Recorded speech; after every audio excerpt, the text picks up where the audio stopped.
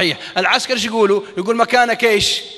راوح. واهل مكة ايش يقول الله يخليهم لنا وحنا صغار؟ يقول تيتي تيتي، زي ما رحتي زي ما جيتي. وهم كذا محاضرات تلو المحاضرات تلو المحاضرات، وما زال الناس لا تكلم على قول قصمان جماعتنا، راء نفسه براس خشمه. والله نتعجب، ما تصورت يوم العيد ناس ضربون، لأن يوم العيد يوم فرح، يوم فرح يوم العيد، كل يسلم على بعض وعايد بعض، تعايد على الباكستاني وعلى المصري وعلى الهندي يوافد عندك وانت تعايد عليه في جميع دول العالم.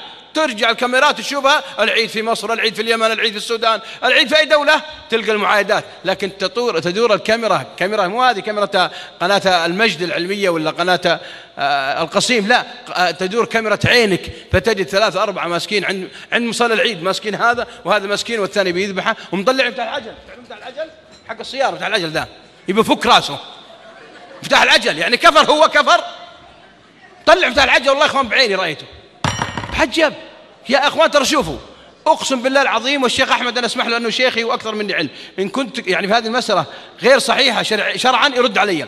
اقسم بالله ان الرجل قد يصلي ويصوم والنافله مو الفريضه، شوفوا النافله مو الفريضه، لكن يؤذي قد يدخل النار. صح يا شيخ احمد؟ ايش الدليل؟ قالوا يا رسول الله، يا رسول الله، فلانه صوامه قوامه.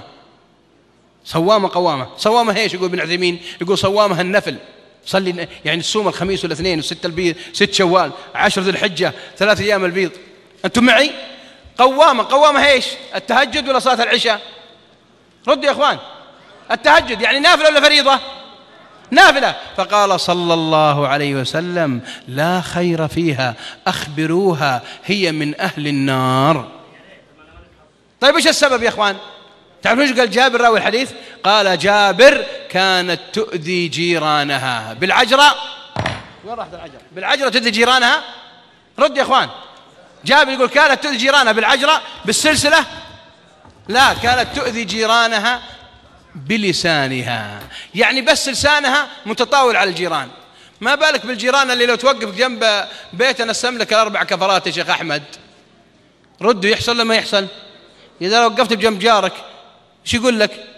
يحط لك ورق على الباب، لو سمحت لا تقف امام الباب والا سترى ما لا يسرك. انت جار يا اخوي، ما ايش اللي يعني انا بسالك الان ما لا يسرني، وش اللي ما يسرني يا شيخ احمد؟ ايش اللي ما يسرني؟ ينسم كفراتي، صح ولا مو صح؟ وين ما نسم كفراتي ايش سوى؟ انا رحيم لي اخو زوجتي، يوم طلع نلاقينا كاسرين القزاز اللي قدام، القزاز قدام كاسرين له.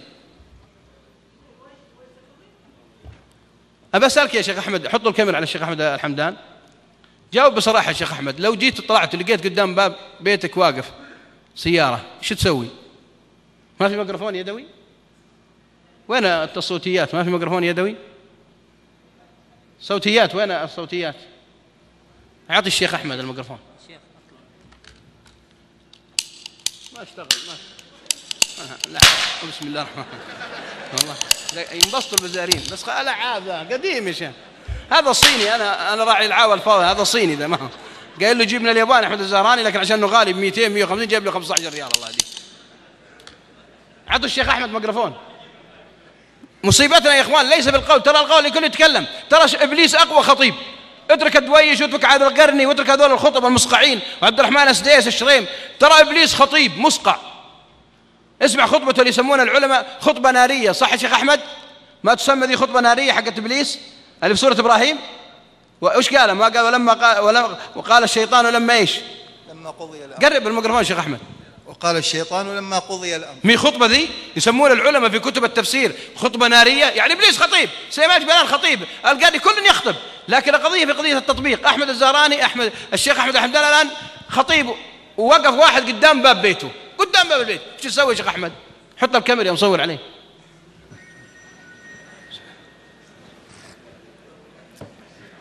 احرجتك يا شيخ احمد، هذه ما في احراج، خليك صريح يعني. تفتح راسه بمشحاب كن صريح يعني، يمكنك مطوع اقشر ولا ترى فيه مطوع قشران يعني تحسب كلهم مطوع حليلين. صفقوا للشيخ احمد عشان يتحمس.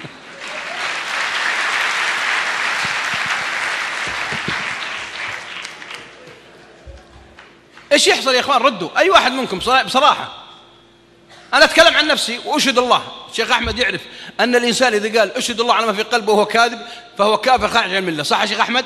هذه مسألة عند أهل العلم قررها ابن عثيمين، يقول إذا قلت أشهد الله على ما في قلبي وأنت كاذب قدام الناس فأنت خارج عن الملة كافر. أنا أشهد الله على ما في قلبي لو أطلع علقة قدام بيتي واحد والله ما أقسم بالله لا ابتسم له وأعطيه كان معايا على قولهم يعني لو معايا لو كان جايب للمعزبة ورد والله لا أعطيها إياه. حياك الله في بيتنا وشرفنا أنك تدخل بيتنا الحقيقة وأنت وقفت قدام الباب، والحقيقة ما دامت السيارة وقفت قدام باب الواحد أنت كمان تدخل البيت الله يجزاك خير. تفضل البيت أقسم بالله العظيم.